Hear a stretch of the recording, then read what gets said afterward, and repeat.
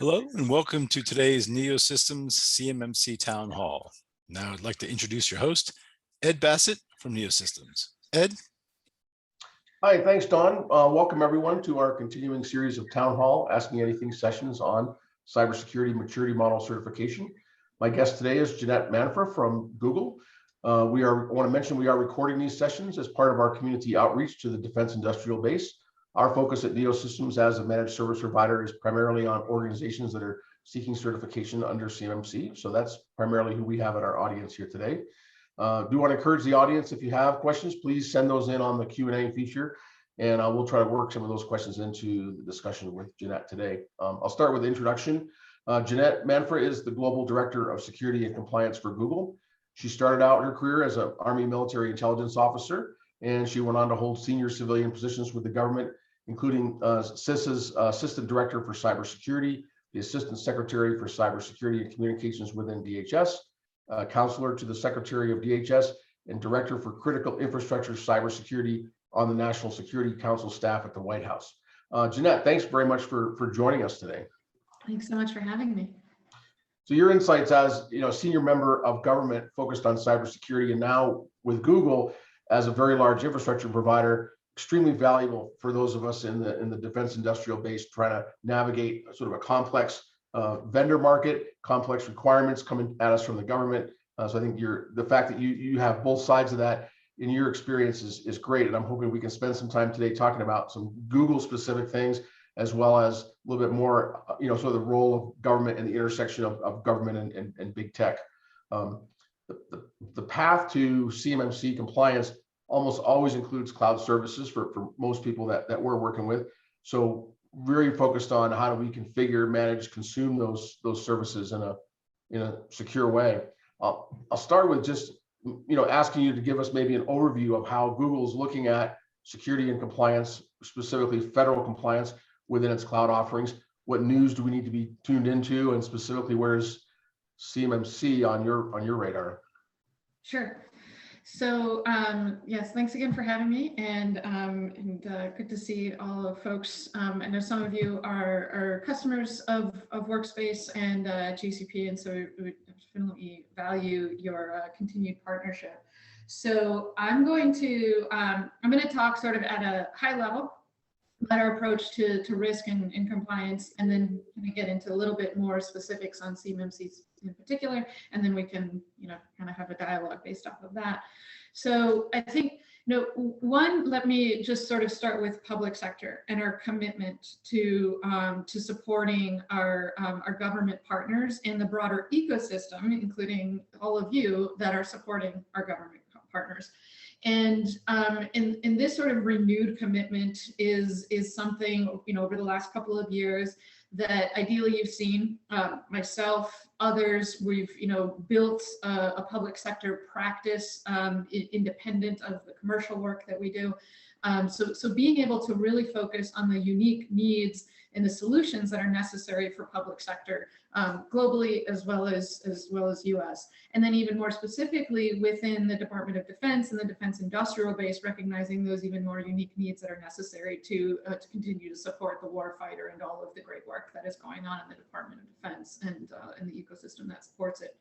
So I had the opportunity to have a lot of great partnerships with the defense industrial base companies, with DoD when I was over at DHS. And so I've always really valued that sort of sense of mission and commitment that the broader community feels towards accomplishing that mission. And it's cool to be at Google, to be able to take what we've learned, whether that's servicing 3 billion consumers in our Workspace platform, the work that we've done to build deep levels of security and trust into our infrastructure, but to be in the machine learning AI, to be able to leverage that and find unique technological solutions to public sector problems. It's really cool part.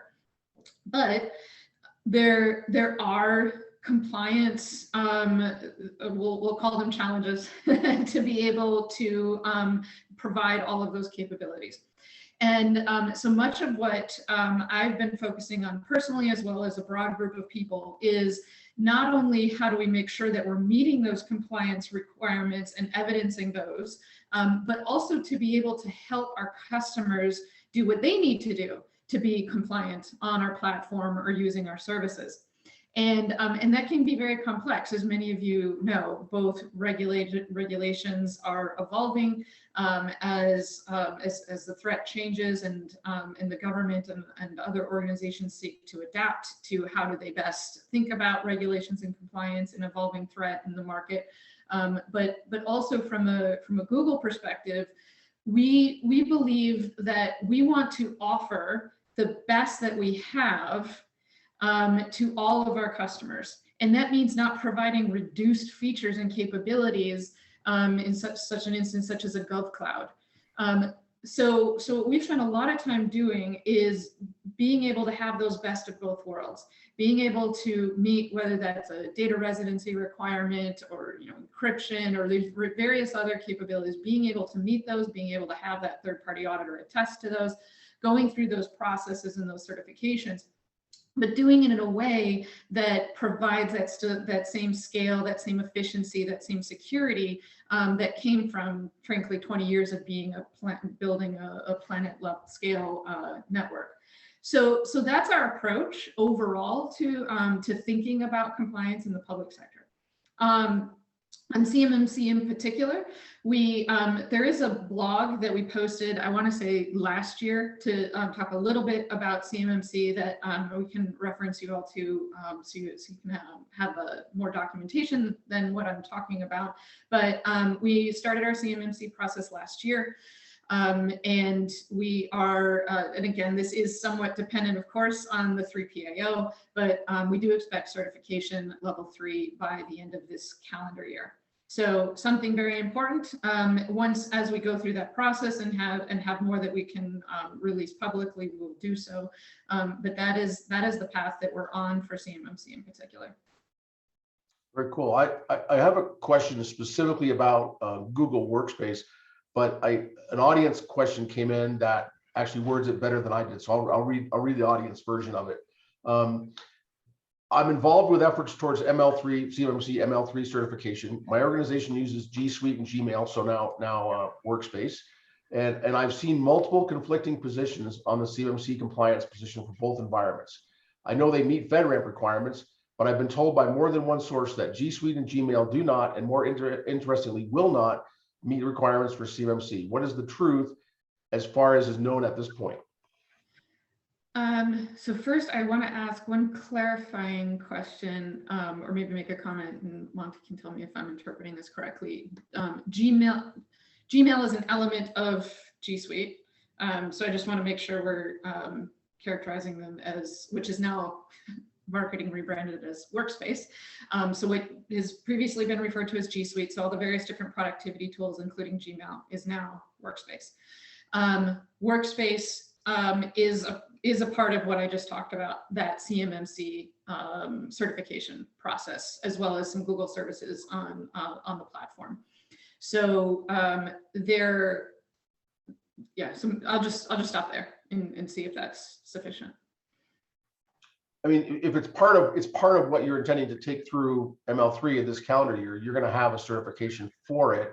So it makes sense that customers can use it. I think the way that we tend to get that question is, I'm on this platform, can I stay on it and still achieve CMMC level 3? So I guess part of that question is that you just answered are you going to take it in a direction that has underlying parts certified? And you said yes by the end of the calendar year. And then the next question is, what does the consumer have to do to configure and manage that? So how does that piece look as you think about helping clients to consume it in a way that is so that they can get their CMMC level 3?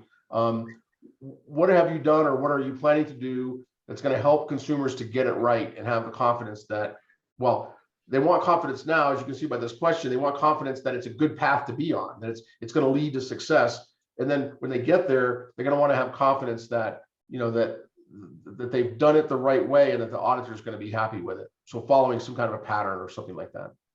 Yeah, so, you know, focusing mostly on workspace here. So the various suite of productivity and collaboration tools that comprise workspace, because when you start getting into our infrastructure and platform services, that's there's a different set of customer responsibilities. So focusing on the workspace side, much of the customer responsibility will really rely on device management and you know, ensuring is, I guess, just sort of as a top level, making sure that you're adopting a zero trust approach to your device management. And we will be publishing more guidelines, more specific than that, of things that we recommend in terms of configuration and anything that we specifically would recommend that customers do when it comes to device management. Say if you have a BYOD policy, we will be publishing that. That is a lot of feedback that we've gotten from customers that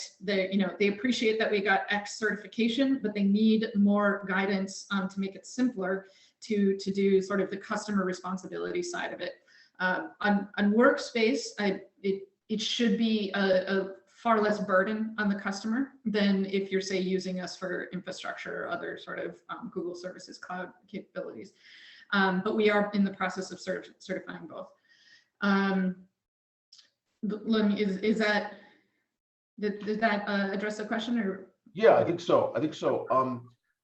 Couple of follow-up questions that came in. One is, can you address how workspace specifically incorporates encrypting data and CUI labeling? These are two issues that have been brought up with using workspace for level 3. All data is encrypted by default. I think the CUI labeling, let me get to, I honestly don't know a very specific answer to CUI labeling. When it gets into areas where particularly government customers are looking for some more control and to minimize access, so this starts to get into like things like ITAR and others, we are offering client-side encryption, customer-managed encryption keys, those sorts of things, to be able to add additional layers of protection. But you know, honestly, I have not heard this particular feedback in going through our. We're currently going through the readiness assessment. We completed the gap assessment last year. We're going through the readiness assessment now. That's something I can take back to the team. That's deeper in detail. And labeling, this is a user or audience member question. Labeling was in the draft of CMMC, but the requirement to identify and label CUI not currently in the CMMC standards. So, but I think a lot of people do want to segregate and say, all right, these users can have access to CUI and these users can't. So, you know, having some way to sort of bifurcate where data can flow and that sort of thing. But yeah, I think the labeling per se is not a strict requirement as I understand it. Encryption obviously is, and it sounds like, well, the default encryption is FIPS approved, FIPS 140-2 approved. If you do the customer managed keys, the customer managed encryption you mentioned, you're still supporting that with the FIPS 140-2 platform, right? The customer is just doing the key management. Is that accurate? That's correct. Okay. This is a question, maybe more of a process question, but it says, as a company, we will meet CMMC level 3 requirement. If Google's not compliant until the end of the year, we're looking to certify in the next couple of months. Well, first of all, there's only 2 auditors out there, and they're going to be pretty busy the next couple of months. So you may not actually achieve that, but if you do, this chicken and egg problem is a problem for essentially everyone in the DIB, right? In theory, you'd have to start at the lowest tier contractor and certify them first and have that flow up. And I guess, you know, the big folks, Lockheed Martin and Raytheon, would be last, right? But the reality is it's not rolling out that way, right? So it is possible to get certified, my understanding at least, even if your subcontractors or service providers may not yet be there. So I don't know, Jeanette, is this something that you've heard from customers of, like, what is their expectation on timing of, do you have to have it before they can get it? I mean, has that been discussed at all? I personally haven't heard it directly. That doesn't mean conversations haven't happened. I think it's I think that that's an interesting issue, one that I do hope sort of some of the trade associations and others that are, having conversations, ACT-IAC, I think, and others are bringing to DoD's attention. What I would say is that if we did have a customer where their certification was being explicitly held up because of ours, then what I would want to do is see if we could go sort of jointly and say, look, I can tell you this is where I am. It's not as if I'm not doing anything here. Part of, as you mentioned, part of this was waiting until you had auditors certified to be able to do this. And so I tend to think everybody's probably in a similar position, and I think DoD appreciates that. But yeah, if we did have a customer that was somehow blocked because of us, then I think what we would want to do is have a conversation, demonstrate our commitment and the progress that we've made to date, so that you weren't sort of stuck. But I think that would be my approach if we did run into that issue. But I really don't think that DoD is going to approach it that way. So I want to circle back to the comment you made about doing this on one platform instead of having a sort of a GovCloud, a separate GovCloud model. So I saw last week that Google's now offering Workspace to everyone that has a Google account, right? So making it widely available. But you have different editions for businesses, enterprise, government entities. Are these just different subscription packages to the same underlying infrastructure then? Is that, I mean, if you're not doing a community cloud version, are they all basically subscribing to the same stuff under the hood? Yes, but so yes, there is common infrastructure. What I talked about, that 20 years of building out that global, trusted, reliable infrastructure that Google has done. Our service all rely on that. And we do a lot in terms of certifications and other things to make sure that people understand how that infrastructure operates, what level of security it has. It is quite high. And because it is done at such a scale, that's one of the reasons, frankly, we're able to offer many of our services at a lower cost and many of our security capabilities at a lower cost than most organizations would be able to achieve. As you get our, 15 years of investment in zero trust by becoming a Workspace customer, you have access to all of that. The hardware supply chain, the work that we do to validate our software and our root of trust, all of that, right, is all a part of it. And that's all been at the FedRAMP High level, and then some additional services on top of that. Some of the differences are it's largely features. So it's mostly sort of our understanding of what an education organization is going to need in terms of features and additional capabilities, what small businesses need, what enterprises, what government. There are some, particularly when you get into government, some additional controls that we put in place in order to meet some of these requirements that we talked about, some data regionality, some of the client-side encryption, some of those things. And so that's why I said yes, because there are some additional security and control capability that you can get, but it's more responsive to compliance requirements than a true security function.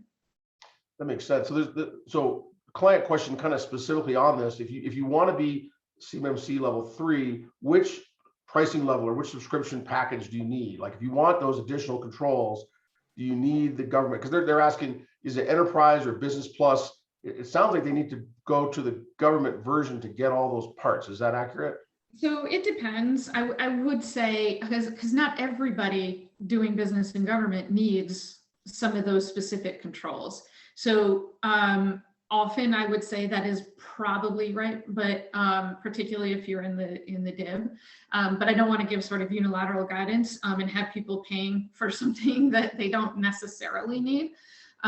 So I mean, I would work with your account reps on that, but generally I would look at the government solution if you're in the DIB space, and we will be rolling out some more native capabilities I think we've got Gmail and Drive are in beta with some additional security and control capabilities. We'll be rolling out some additional over time. So if somebody's using one of the business versions now and they need to move to that government version, is that just a subscription change, or are they actually migrating to move stuff around? It's just a subscription change. Okay, great. And I think that's kind of maybe the benefit of not doing it in a separate GovCloud kind of model, right? It's not a re-implementation. I've got one more question on this line, and then I want to kind of shift over maybe a little outside of sort of the CMMC nuts and bolts for a moment. So you mentioned about ITAR, data sovereignty, using customer managed encryption. So audience question is, did I hear Jeanette allude that there may be offerings for those who need to remain ITAR compliant? So, data sovereignty is not a requirement under CMMC per se, but a lot of the data that people need to store is controlled under ITAR or EAR. Can you give that a little more flavor so on how that works? We have data regionality options.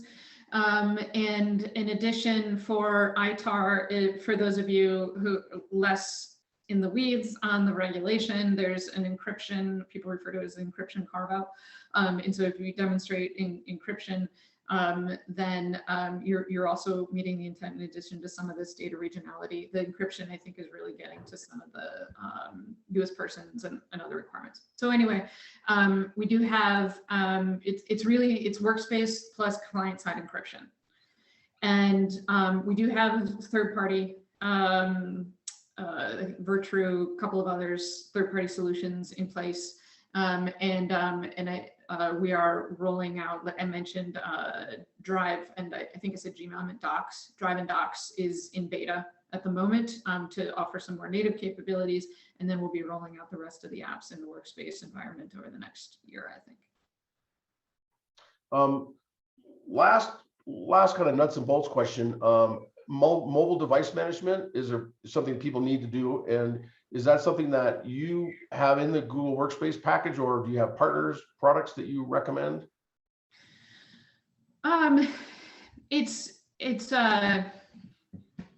No, I mean, no.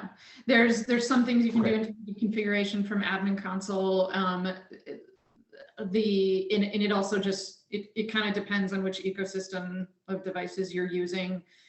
Android, Chrome-based, Apple.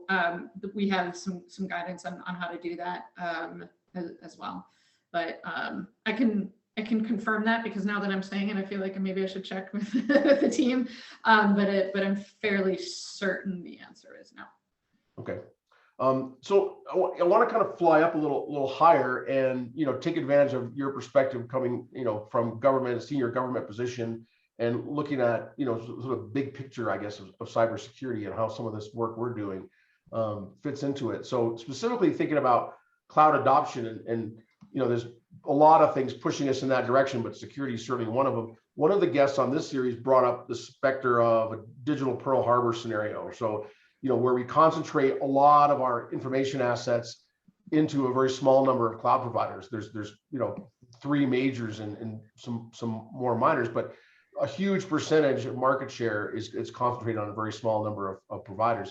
The flip side of that argument, of course, is what you said earlier. 20 years of building this, cloud providers are much better defended than the average corporate network that you might run into. So how do you respond to concerns that too much is controlled by too few? I don't think we're anywhere near that point. Even the cloud ecosystem is still pretty diverse. If you're getting into more specifics about like the productivity and collaboration space, yes, it's a narrower environment. But I think the benefits, and since leaving the government and being at Google now for a year and a half, I even have a deeper appreciation, just the investment that has been made and made sense and can be done at a scale that many companies just don't have that level of investment, and because it's not their primary business. So to me, the benefits of the efficiencies, the cost reduction, the additional security that you're getting is worth the move. Now, what I also always tell people is, you're not like outsourcing all of your risk to a cloud provider. We touched a little bit about like the, customer versus cloud provider responsibility. And, and I think this is a challenge, especially for smaller organizations, to think about, they have a way of managing their risk and, any tech risk that they have. It does change. Workspace, it doesn't change, or for any sort of SaaS product, it's not changing tremendously, other than you want to have that insight, of course, into your supply chain, and depending on your risk tolerance, you might want more or less controls there. But for the most part, you're getting sort of a turnkey solution. And, from our perspective, we've got 3 billion plus users of Workspace. It's a, there's a lot of volume there, which does provide a lot of value.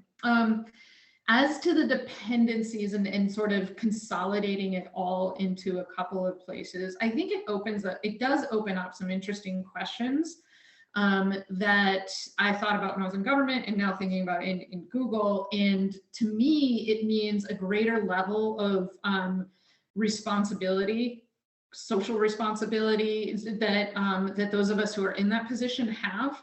And so that's sort of how I think about it, is we're being trusted with some incredibly valuable data. And we need to ensure that it's treated appropriately, that it's protected, that it's resilient, that it's safe, all of these things. And so so I do think it definitely means like cloud providers need to I won't say necessarily up their game in terms of security, because I think most cloud providers are actually already quite secure, but I do think it means more transparency. So if I'm moving to the cloud and that risk posture, right, is changing for me, I need to understand in a fair amount of detail what is happening under the hood there. And so, so how can I validate that trust that you're telling me I need to have? And so and that's, that's the value of having third-party services and audits and all of that. But that's where I sort of think it is right now. I think we're a long way away from having a level of consolidation that we should be very concerned about, but I do think it's potentially heading in that direction. So I think that means there's a greater onus on those of us who are providing those services to be transparent, to be clear about what sort of security we're providing, and to continue to work with government, frankly, to understand what does that changing sort of marketplace mean from national resilience, global systems, all of those sorts of things, all conversations that we're involved in with various different government partners. One of the things I've heard you speak about before is sort of modernizing compliance, and the idea that, sometimes just checking the box doesn't get you the best security, right? And in that sense, the standard can have the unintended effect of leading people to something that's less secure but shows up as compliant. One of my guests a couple of weeks ago was the ex-CISO for Cylance. So there's doing kind of groundbreaking endpoint protection, and they had to check the box of how often do you update your antivirus signatures. Well, you don't do it that way. We do it a different way. So DoD has really emphasized that CMMC is not a checklist, but that checklist mentality is really a risk of all compliance frameworks, I think. What's your advice for business leaders, security practitioners on how to think about compliance, CMMC, broader issues of cyber risk, to steer clear from sort of mindless checking of boxes and really make sure that what they're doing, the decisions they're making, are effective in deterring our adversaries? Yeah. So interestingly, my perspective on this has actually changed a bit over the last couple of years. When I was in the government, I used to constantly, just stop checking the box. Like, you have to have a risk-based approach, understand your risk, and we spent a lot of time with the NIST cybersecurity framework, risk management frameworks, getting people to think about how, what I was very focused on was FISMA for civilian agencies. It's a risk framework. You can make decisions, you can have flexibility, but oftentimes what would happen is, yes, somebody would take a risk-based approach, but then they get dinged because they didn't meet X, Y, or Z, and they try to explain is like, okay, well, I have limited resources. I applied it to this over here, which made sense from my risk approach, but so the control that you're suggesting over here is not relevant. Well, that conversation was oftentimes difficult to have, and then you'd start to slowly see people just try to, the resources to try to cover as many controls as they have, as were sort of laid out for them. And so it takes, it's hard to do a risk-based, especially in a regulated industry. It's hard to have that risk-based mindset because you have to oftentimes kind of change the culture. I do think it's worth it though.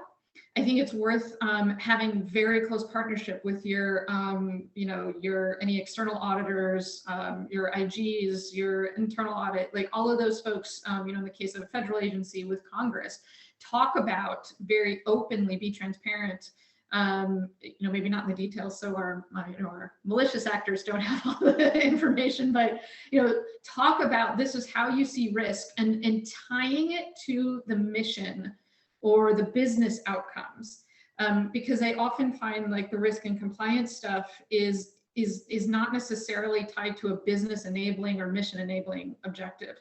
So we try to do that, and I think with some success in the federal government with the civilian side, as we started looking at something called high value assets.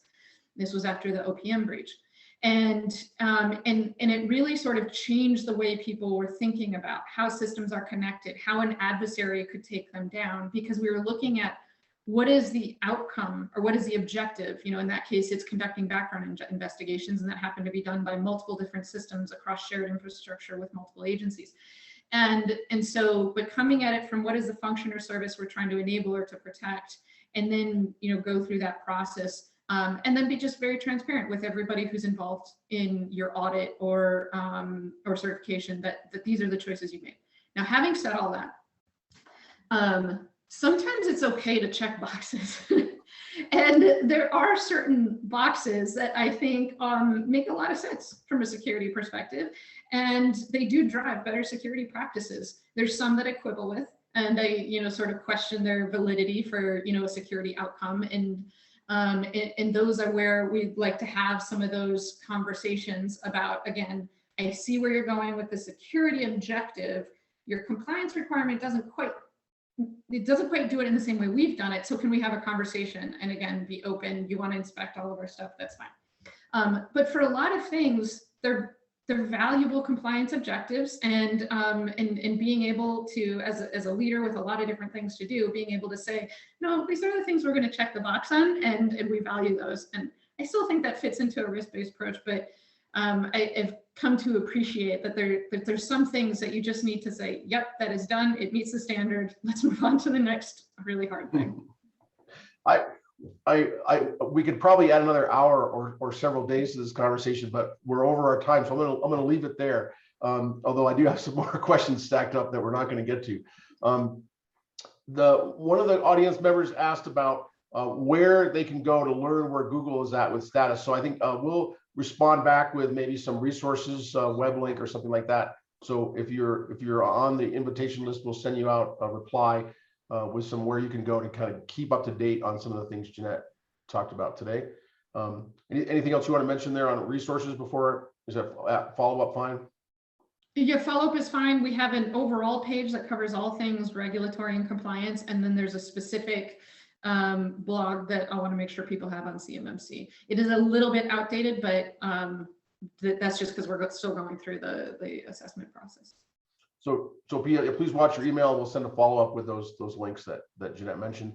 I want to thank the audience. I want to thank you, Jeanette, for joining us. It was a great conversation. Please join us for future CMMC Town Hall meetings. Next week, our guest is going to be Chris Hughes from Rise 8, continuing the discussion of cloud security under CMMC. That session is going to be Wednesday, June 30th at 1 o'clock Eastern. The following week, we're going to take a break for the July 4th holiday, and we'll be back on our regular Wednesday time slot on July 14th. If you don't have the registration link, please head to our website, neosystemscorp.com, for those details, and there's on-demand versions of this and all the past town hall sessions there. So thank you for your time and attention.